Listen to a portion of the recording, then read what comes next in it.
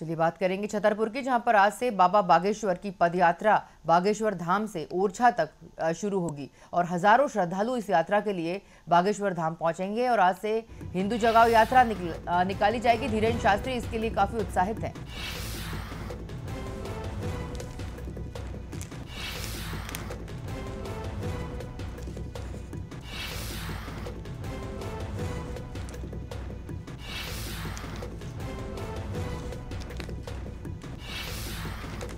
बता दें आपको इस वक्त की खास और अहम जानकारी बाबा बागेश्वर धाम से जुड़ी हुई, जहां पर आज से उनकी पदयात्रा शुरू होगी।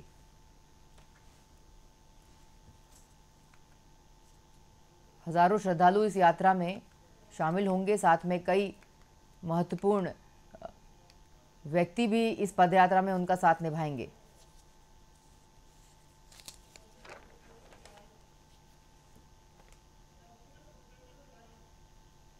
चलिए छतरपुर से हमारे संवाददाता जुड़ गए हैं हमसे और अधिक अपडेट लेंगे। जिस तरह से आपको आवाज मिल रही है जी आ रही जी, देखिए जिस तरह से बागेश्वर धाम में आज से यात्रा शुरू कर रहे हैं पंडित धीरेन्द्र शास्त्री, और एक पहली बार ऐसी पहल देखने को मिल रही है मध्य प्रदेश में कि जिस तरह से इस तरह के हिंदुओं के लिए हिंदू जगाओ यात्रा निकाली जा रही है, और क्या इसका महत्वपूर्ण उद्देश्य रहेगा, क्या इससे फायदा होगा हिंदुओं को और कितने लोग इसमें शामिल होंगे, किस तरह की ये यात्रा होगी, दिन भर में कितनी किलोमीटर वो चलेंगे?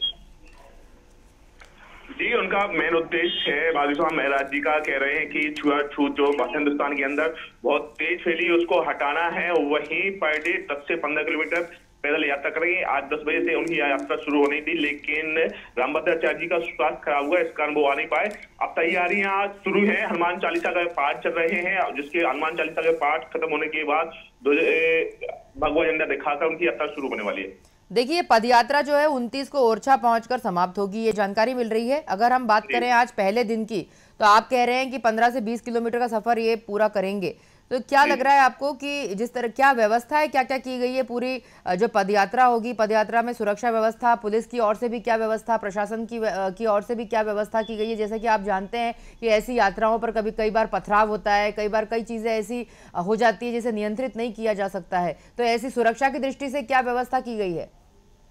सुरक्षा की दृष्टि से 4 से 5 जिलों की पुलिस आ चुकी है और छतरपुर से लेके ओरछा धाम की पुलिस को कनेक्ट किया गया है। एक साइड का पूरा रोड ब्लॉक किया गया है, यातायात पुलिस वैसे चारों तरफ दिख रही है। इसके अलावा भी आरएसएस के कार्यकर्ता, अन्य पार्टियों के कार्यकर्ता भी उनके जो वॉलंटियर के रूप में आपको रोड के दोनों तरफ दिख रहे हैं। बिल्कुल डी बनाकर निकाली जाएगी यात्रा और पर डे हर जगह रुकने की अलग अलग व्यवस्था है। 9 दिन का 9 स्टॉप उनके अलग अलग है, जहां हर जगह पर 12 से 13 एकड़ में खाने की, पीने की, लेटने की, सोने की, शौचालय की हर व्यवस्था अलग अलग अभी से ही मतलब 15-20 दिन पहले से शुरू हो गई थी।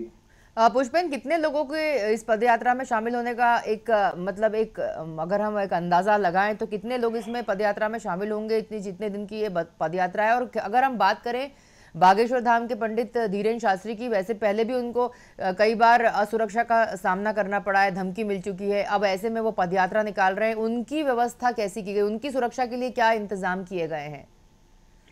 जैसे राहुल गांधी की यात्रा के लिए डी बनाई गई थी, वैसे उनकी यात्रा के लिए डी का इंतजाम किया गया। वही बताया गया कि उनके कार्यालय से जो जानकारी मिली है, पहले दिन के यात्रा के लिए 37,000 पास बनाए गए हैं। मतलब 37,000 तो कंफर्म है। उसके अलावा जो उनके अलग से श्रद्धालु आ रहे हैं, ट्रेनों से आ रहे हैं, बस से आ रहे हैं, पर्सनल गाड़ियों से आ रहे हैं, उनके भी पहुंचने का अनुमान मतलब 50 से 60,000 व्यक्ति पहले दिन की यात्रा में शामिल हो गए। वही बताया गया कि इस यात्रा में संजय दत्त, अनुराधाचार्य जी, इंद्रजीत जी महाराज, राजूदास जी महाराज जैसी तमाम बड़ी हस्तियां अलग अलग दिन शामिल होंगी। ठीक है, और जिस तरह से एक आखिरी सवाल आपसे जानना चाहेंगे कि अब ये जिसमें कि कलेक्टर, एसपी, ये भी सब पद यात्राओं के साथ साथ चलेंगे, क्या लग रहा है आपको जो प्रशासनिक अमला है कितना मुस्तैदी के साथ अब इस पद यात्रा में जो है मशगूल रहेगा, कितना बिजी रहेगा? क्या लग रहा है ये पूरी यात्रा में पूरा प्रशासन इसी में उलझा रहेगा? अन्य व्यवस्थाएं कैसी होंगी? अन्य व्यवस्थाओं के लिए अलग अलग प्रभारी बनाए गए हैं, लेकिन कलेक्टर, एसपी पिछले 7 दिनों से इन व्यवस्थाओं में लगे हैं। लगातार उनकी मीटिंग चल रही थी कि कैसे रैली निकलेगी, कितने लोग पहुंचेंगे, क्या सुरक्षा की दृष्टि होगी। इसके अलावा तमाम जो वहां से निकलने वाली बड़े आयोजन थे उन्हें कैंसिल कर दिया गया और परमिशन थी कार्यक्रम की, उन्हें भी कैंसिल कर दिया। तब पूरा फोकस इस यात्रा पर है कि जिससे उनकी यात्रा बिगड़े ना। ठीक है पुष्पेंद्र, बहुत शुक्रिया इस खबर पर जुड़ने के लिए। बता दें कि बागेश्वर धाम से धीरेन्द्र शास्त्री की पदयात्रा आज से शुरू होगी। छतरपुर से इस वक्त की खास और अहम जानकारी, सनातन हिंदू एकता पदयात्रा बागेश्वर धाम से आज सुबह 10 बजे शुरू होगी और धाम के पंडित धीरेन्द्र कृष्ण शास्त्री पहले ध्वजारोहण करेंगे, फिर राष्ट्रगान होगा और फिर हनुमान चालीसा का पाठ होगा। इसके बाद बागेश्वर बालाजी की परिक्रमा के साथ पदयात्रा शुरू होगी। इस वक्त की खास और अहम जानकारी आपको बता दें।